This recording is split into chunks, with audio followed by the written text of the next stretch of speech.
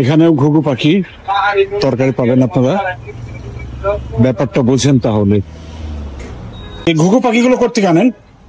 এটা পাহাড়ের থেকে, বন জঙ্গল থেকে কি নিয়ে আসে? এটা হচ্ছে কক্সবাজার চিটাগাং এর হাইওয়ে, আর এটা হচ্ছে চা বাগান রামুর। এরা বলছে ঘুঘু পাখি বিক্রি করে। এটা হচ্ছে আপনার পাহাড়ে, কি ওই যে বনমোড় পাহাড়ে। এটা বনমোড় কিভাবে কোথেকে পান এগুলো? এটা আপনার পালন্ত। হ্যাঁ, পালন্ত। ও পালে, পাহাড়ে পালে পালন্ত। এটা হচ্ছে আপনার কবুতর আর ঘুঘু পাখি।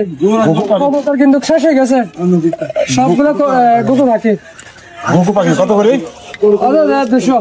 এই ঘুঘু পাখিটা কোথেকে আনেন? এটা আপনার হাতে পালন্ত। হ্যাঁ, পালন্ত। পালন্ত পালে বাড়িতে? হ্যাঁ, পালন্ত। এটার ফার্ম আছে।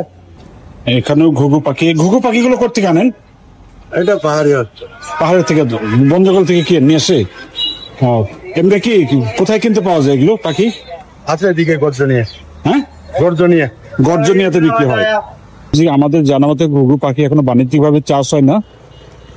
ঘুঘু পাখি কেন বিক্রি করছে এই বিষয়ে বন্য প্রাণী সংরক্ষণ কমিটিকে অনুরোধ করব একটা যথাযথ ব্যবস্থা নেওয়ার জন্য।